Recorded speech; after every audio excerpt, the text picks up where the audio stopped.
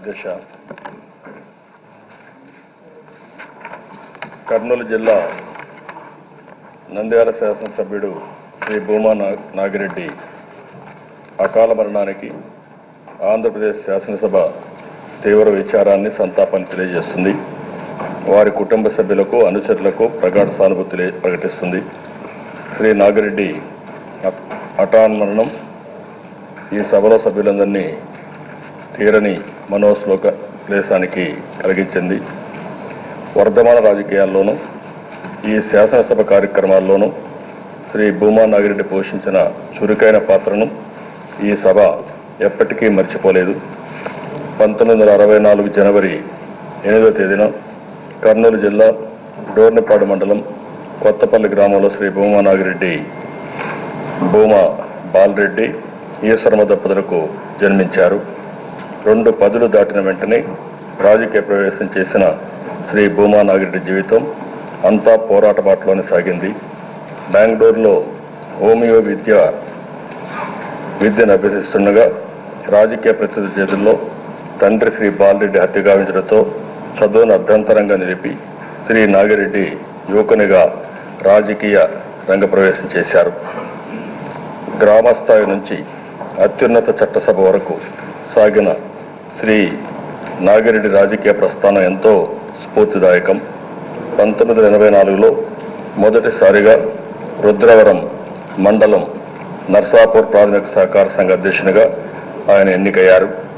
1986లో Telugu Desam party తరపున ఆళ్లగడ్డ మండల ప్రజాపరిషత్ అధ్యక్షునిగా పనిచేశారు. 1992లో ఆళ్లగడ్డ నియోజకవర్గానికి జరిగిన ఉప ఎన్నికల్లో శ్రీ నాగిరెడ్డి తెలుగుదేశం పార్టీ తరఫున పోటీ చేసి మొదటిసారిగా శాసనసభలో అడుగుపెట్టారు. 1994లో జరిగిన సాధారణ ఎన్నికల్లో అదే స్థానం నుంచి మరోసారి శాసనసభ్యుగా ఎన్నికయ్యారు. 1996 పార్లమెంట్ ఎన్నికల తర్వాత నంద్యాల లోక్సభ నియోజకవర్గానికి జరిగిన ఉప ఎన్నికల్లో భూమా నాగిరెడ్డి విజయం సాధించి పార్లమెంట్కి వెళ్లారు. ఆ తర్వాత 1998, 99లో వరుసగా జరిగిన ఎన్నికల్లోనూ లోక్సభ సభ్యునిగా గెలుపొంది హ్యాట్రిక్ ఎంపీగా నిలిచారు.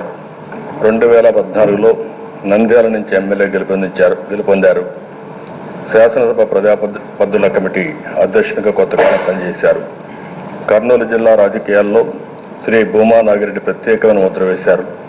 ముఖ్యంగా ముఠా కక్షలకు వ్యతిరేకంగా కోవెలగుంట నియోజకవర్గంలో శ్రీ నాగిరెడ్డి జరిపిన శాంతి యాత్రలు కర్నూలు జిల్లా రాజకీయాల్లో ఒక మేలు మలుపుగా నిలిచాయి. చట్టసభల్లోనూ ఆయన ఎంతో చురుగ్గా వ్యవహరించేవారు. రైతుల పంట నష్టపరిహారం అందించడంలో వారి కృషిని రైతాంగం ఎప్పటికీ గుర్తు చేసుకుంటుంది. నంద్యాల చక్కెర కర్మాగారం విషయంలో శ్రీ నాగిరెడ్డి చేసిన సేవలను రైతులు ఎప్పటికీ మర్చిపోలేరు. విత్తన జొన్న రైతుల సమస్యల పరిష్కారానికి శ్రీ నాగిరెడ్డి ఎంతో శ్రమించారు. తెలుగు గంగా, కేసీ కెనాల్ ఆయకట్టు రైతుల బాగు కోసం శ్రీ భూమా నాగిరెడ్డి ఎంతగానో పరితపించారు. శ్రీ నాగిరెడ్డి మరణం రాయలసీమ ప్రాంతానికి, ముఖ్యంగా కర్నూలు జిల్లాకు తీరని లోటు. ఆయన స్మృతికి ఈ శాసనసభ నివాళులర్పిస్తుంది. ఆయన ఆత్మకు శాంతి చేకూరాలని ప్రార్థిస్తుంది. శ్రీ నాగిరెడ్డి కుమార్తె శ్రీ అఖిల ప్రియ ఇదే సభలో చట్ట సభ్యురాలుగా ఉన్నారు. 3 ఏళ్ల వ్యవధిలో తల్లిని, తండ్రిని కోల్పోయిన శాసనసభ్యురాలు శ్రీమతి అఖిల ప్రియకు, ఆమె కుటుంబానికి ఈ కష్ట సమయంలో గుండె ధైర్యాన్ని ఇవ్వాలని ప్రార్థిస్తూ ఆంధ్రప్రదేశ్ శాసనసభ వారి కుటుంబ సభ్యులకు ప్రగాఢ సానుభూతి తెలియజేస్తుంది. అధ్యక్ష, ఒక బాధ, ఒక ఆవేదన ఇప్పటికి కూడా జీర్ణించుకోలేకపోతున్నాను. 24 గంటల ముందు ఇంటికి వచ్చారు. ఇంటికి వస్తే నేను ఆయనతో మాట్లాడాను. అంత మునిపే నాకు ఒక ఫోన్ కూడా చేసి మీకు చెప్పడం మిస్ అయ్యాను, హాస్పిటల్లో ఉన్నాను, నేను ఎక్కడో భోంచేశాను, అది ఫుడ్ పాయిజన్ అయింది, దానివల్ల నేను హాస్పిటల్లో చేరాను. హాస్పిటల్లో చేరిన తర్వాత మీకు చెప్పాలని ఉద్దేశంతో మీకు ఫోన్ చేశానని చెప్తూనే నేను తొందరలో వచ్చి మిమ్మల్ని కలుస్తానని ఆయన చెప్పడం, ఆయన కుమార్తె ముందు రోజు నాకు ఫోన్ చేస్తూ మా నాన్నగారు రేపు వచ్చి మిమ్మల్ని కలుస్తారని చెప్పి అఖిలప్రియ చెప్పడం, అదేవిధంగా మొన్న చనిపోయిన ముందు రోజున నన్ను వచ్చి కలిశారు. ఎగ్జాక్ట్గా 24 గంటల్లో నాకు ఒక ఫోన్ వస్తే అఖిలప్రియ లోకేష్కి ఫోన్ చేసి చెప్పడం, జనరల్ సెక్రటరీగా ఆయన నాకు ఫోన్ చేసి నాగిరెడ్డి గారికి సీరియస్గా ఉందంట, ఇమ్మీడియట్గా మనం అన్ని ఏర్పాట్లు చేయాలంటే నేను మా పేషీకి ఇమ్మీడియట్గా చెప్పి ఏమేం చేయాలో అన్నీ చేయమన్నాను. కామినేని శ్రీనివాస్ హెల్త్ మినిస్టర్ని అలర్ట్ చేశాను, ప్రిన్సిపల్ సెక్రటరీస్ని అలర్ట్ చేశాను. ఏ విధంగా సరే, ఎందుకంటే ఆయన ఆళ్లగడ్డలో ఉన్నాడు, ఆళ్లగడ్డలో అప్పుడే హాస్పిటల్కి తీసుకెళ్లారు. అక్కడి నుంచి మెరుగైన ఆరోగ్యం కావాలంటే పక్కన నంద్యాల తీసుకుపోయే పరిస్థితి ఉంది. నంద్యాలలో కూడా మనం అనుకున్నట్టు సూపర్ స్పెషాలిటీస్ కానీ అదే మరి ఎక్స్పర్ట్స్ ఉండే పరిస్థితి లేదు. అవసరమైతే హెలికాప్టర్లో ఇమ్మీడియట్గా షిఫ్ట్ చేయాలి, డాక్టర్స్ని పంపించాలి. అన్ని ప్రయత్నాలు అయితే నేను ఒక 2 గంటలు ఆ పని మీద కూర్చొని అన్ని ప్రయత్నాలు చేశాం. కానీ దురదృష్టం అధ్యక్ష కాపాడుకోలేకపోయాం. విధి ఎంత బలీయమైనదో ఇది ఒక ఉదాహరణ మాత్రం. 24 గంటల ముందు చాలా చురుగ్గా నవ్వుతూ వచ్చి నన్ను కలిసి, నేను అన్ని విధాలు ఆయన అడిగిన కూడా అధ్యక్ష, లాస్ట్ మూమెంట్ ఆయన అడిగిన ఒక రాజకీయ నాయకుడు జీవితంలో కొన్ని మర్చిపోలేం. అలాంటిది ఆయన అడిగింది కూడా నంద్యాల బాగా వెనకబడింది, రోడ్లు బాగా లేవు, ఇండ్లు లేవు, ఈ 2 మీరు చేయాల్సిన అవసరం ఉందంటే నువ్వు దాని గురించి వరీ కావద్దు, నేను అన్నీ చేసి పెడతాను, మీరు వెళ్ళమని చెప్పి నేను చెప్పాను అధ్యక్ష. అదే కడపటి ఆయన చూడటం, తర్వాత నిన్న ఆయన డెడ్ బాడీని చూసే పరిస్థితి వచ్చిందంటే చాలా బాధేస్తుంది. రెండో విషయం అధ్యక్ష, భూమా నాగిరెడ్డి గారు ఒక మాటలో చెప్పాలంటే అధ్యక్ష 53 సంవత్సరాలు ఉజ్వల భవిష్యత్తు ఉండే నాయకుడు, రాష్ట్రానికి ఇంకా ఎక్కువ సేవలు చేయాల్సిన అవసరం ఉండే నాయకుడు. అలాంటి వ్యక్తి 53 సంవత్సరాలు చనిపోవడం చాలా బాధ కలుగుతుంది. అంతేకాకుండా అధ్యక్ష, నాకైతే ఒక విధంగా చెప్పాలంటే చాలా దగ్గర సంబంధం. నేను జనరల్ సెక్రటరీ అయిన తర్వాత ఆయన చూస్తే మొట్టమొదటిసారిగా ఆయన రాజకీయ ప్రవేశం కూడా 84లో చేయడం, అప్పటికే నేను జనరల్ సెక్రటరీగా ఉన్నాను. అక్కడి నుంచి సొసైటీ అధ్యక్షుడిగా ఉండడం, వాళ్ళ బ్రదరు వీరశేఖర్ రెడ్డి గారు అప్పటికే పార్టీలో యాక్టివ్గా ఉండడం, అదే మాదిరిగా శోభానాగిరెడ్డి గారి తండ్రి 82 ఎన్నికల్లో తెలుగుదేశం పార్టీలో పోటీ చేయడం, ఆ రోజు జరిగినటువంటి సంక్షోభంలో ఆయన వేరే పార్టీకి పైన ఈ కుటుంబం తెలుగుదేశం పార్టీని నమ్ముకోవడం, నేను జనరల్ సెక్రటరీగా ఉన్నప్పుడు మొట్టమొదటిసారిగా ఆయన మండల ప్రజాపరిషత్ అవడం, మండల ప్రజాపరిషత్ అయినప్పుడు నాకు బాగా జ్ఞాపకం అధ్యక్ష, నేను ఎంపీపీల్ని, మండల పార్టీ అధ్యక్షుల్ని, మండల స్థాయి నాయకుల్ని శిక్షణా తరగతులు పెట్టి హైదరాబాద్లో చాలా ట్రైనింగ్ కోసం నేను ముందుకు పోవడం, అలాంటి సమయంలో ఆ రాజకీయాల్లో ఆయన ముందుకొచ్చి చేయడం, 92లో ఏదైతే వీరశేఖర్ రెడ్డి గారు బ్రదర్ కాబట్టి ఎమ్మెల్యే కావడం, ఆయన హార్ట్ అటాక్ వచ్చి ఆయన చనిపోవడం, ఈయన మండల ప్రజాపరిషత్ అధ్యక్షుడిగా అంతవరకుండి బై ఎలక్షన్స్ పెడితే నేను నేరుగా అక్కడికి వెళ్ళి 4-5 రోజులు ఊరూరు తిరిగాను అధ్యక్ష. ఆ రోజుల్లో ఊరూరు తిరిగినప్పుడు ఈయన నాయకత్వ లక్షణాలు కానీ ఈయన ఇచ్చే కాన్ఫిడెన్స్ కానీ పర్సనల్గా కూడా చూశాను. ఆ విధంగా 5-6 రోజులు తిరిగి బై ఎలక్షన్లో ఆయన గెలిపించుకున్నాం అధ్యక్ష. ఆ తర్వాత అధ్యక్ష 94 ఎన్నికల్లో గెలిచాడు. 94 ఎన్నికల్లో గెలుస్తానే పివి నరసింహరావు గారు ప్రధానమంత్రి నంద్యాల నుంచి పోటీ చేస్తే మేము అడిగాం. నంద్యాల నుంచి ఆయన పోటీ చేసిన తర్వాత ఆయనకు వదిలిపెట్టి బై ఎలక్షన్స్ వచ్చాయి. బై ఎలక్షన్స్ వస్తానే నాగిరెడ్డి గారిని పెడితే నాగిరెడ్డి గారు 4 లక్షల మెజార్టీతో గెలిచారు అధ్యక్ష. అప్పుడు కాంగ్రెస్ పార్టీ అభ్యర్థి రంగానాయుడు పెడితే 4 లక్షల అభ్యర్థి మెజార్టీతో గెలిచారు అధ్యక్ష. ఆ తర్వాత 98, 99 2 సార్లు గెలిచారు. అదే మరిగా ఆయన ఎంపీగా ఉన్నప్పుడు శోభానాగిరెడ్డి గారిని ఎమ్మెల్యేగా పెట్టడం, ఒకే కుటుంబం అధ్యక్ష, ఎంపీ ఎమ్మెల్యేగా. అదే సమయంలో మళ్ళీ ఎస్సీ సుబ్బారెడ్డి గారు కూడా ఎమ్మెల్యేగా వీళ్ళందరూ ఉండడం జరిగింది అధ్యక్ష. ఇవన్నీ ఓసారి చాలా బాధ కలుగుతున్న అధ్యక్ష. ఆ విధంగా మీరు చూసినప్పుడు అందరినీ కలుపుకుంటూ ఎక్కడన్నా వస్తే నవ్వుతూ పలకరించేవాడు.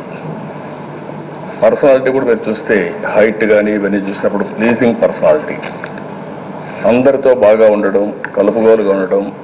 ఆయనతో మాట్లాడిన వ్యక్తులు ఎవరు కూడా ఆయన యొక్క మెమరీస్ని మర్చిపోలేని పరిస్థితి అధ్యక్ష. అలాంటి వ్యక్తి ఈరోజు చనిపోవడం ఒక మాటలో చెప్పాలంటే చాలా తీవ్రమైనటువంటి లోటు, బాధాకరం. నేను ఆయన మీద చాలా హోప్స్ కూడా పెట్టుకున్నాను. ఇంకా రాబోయే రోజుల్లో రాజకీయాల్లో రాయలసీమలో అధ్యక్ష ఎప్పుడో ఆయన కోయలకుంట్లో నాకు బాగా జ్ఞాపకం, ఫ్యాక్షన్స్కి వ్యతిరేకంగా పోరాటం చేశాడు అధ్యక్ష. ఒక సామాజిక పరివర్తన రావాలి, ఫ్యాక్షన్స్ పోవాలి అని ఆ రోజుల్లో చేశారు అధ్యక్ష. నేను కూడా చాలాసార్లు రాయలసీమ విషయానికి వస్తే అధ్యక్ష, రాయలసీమలో ఉండే వనరులు ఎక్కడా లేవు. రెండోది, నీళ్లు ఇస్తే రాయలసీమ ఒక హార్టికల్చర్ హబ్గా తయారవుతుంది, కోస్ట్ల కంటే ఇంకా బాగా అభివృద్ధి అవుతుంది. అనేక కారణాల వల్ల అక్కడుండే వెనుకబడిన తనం కానీ ఇటు వల్ల ఫ్యాక్షన్స్ పెరగడం, ఆ ముఠాలు చాలా భయంకరంగా తయారు చేయడం, చాలా కుటుంబాలు పోగొట్టుకునే పరిస్థితి వచ్చారు అధ్యక్ష. నేను కంబైన్డ్ ఆంధ్రప్రదేశ్ సీఎంగా ఉన్నప్పుడు కూడా చాలా స్పష్టంగా ఈ ఫ్యాక్షన్స్ పోవాలి, కమ్యూనల్ వైలెన్స్ పోవాలి, తీవ్రవాదం పోవాలి, లా అండ్ ఆర్డర్ ఉండాలి, ప్రతి ఒక్కరు కూడా ఆనందంగా ఉండాలంటే లా అండ్ ఆర్డర్ చాలా ముఖ్యమైన ఉద్దేశంతో నేను చాలా ఫర్మ్గా కూడా యాక్ట్ చేశాను అధ్యక్ష. దాని పర్యవసానమే హైదరాబాద్లో కమ్యూనల్ వైలెన్స్. అదే తర్వాత ఎప్పుడూ రాలేదు. తీవ్రవాదం పైన కూడా పోరాడితే నా మీదనే వాళ్ళు అటాక్ చేసే పరిస్థితికి వచ్చారు. వెంకటేశ్వర స్వామి నన్ను కాపాడారు తప్ప 24 క్లెయిమోర్స్ పెట్టారు. అదే మరి రాయలసీమలో కూడా ఫ్యాక్షన్స్ పోయి ఈ రాయలసీమని సస్యశ్యామలం చేయాలి అనే ఉద్దేశంతో ముందుకు పోయాం అధ్యక్ష. అలాంటి ఉద్యమాలను కూడా ఆయన బ్రహ్మాండంగా ముందుకొచ్చి ఆ రోజుల్లో దూరదృష్టి చేశారు అధ్యక్ష.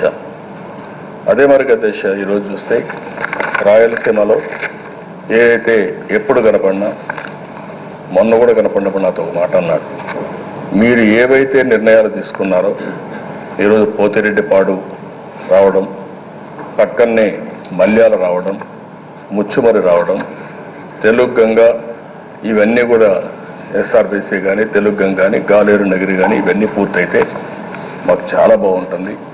ఈ సంవత్సరం ఎప్పుడు ప్రతి ఒక్క సంవత్సరం మేము నీటి కోసం పోరాడాం. మొన్న కూడా కృష్ణమూర్తి గారు అంటున్నారు అధ్యక్ష, మా జీవితంలో శ్రీశైలం నీళ్లు చూడలేదు. నిన్న కూడా పోయినప్పుడు నేను చూశాను అధ్యక్ష, ఆ దారిలో పోతా ఉంటే చెరువుల్లో నీళ్లున్నాయి, రిజర్వాయర్ నీళ్లున్నాయి, మార్చిలో పచ్చగా కనపడితే అలాంటి ఒక అభివృద్ధి జరిగే సమయంలో ఇలాంటి సంఘటన జరగడం చాలా బాధేస్తుంది అధ్యక్ష. ఆ అభివృద్ధి చూసినప్పుడంతా చాలా ఆనందపడ్డారు.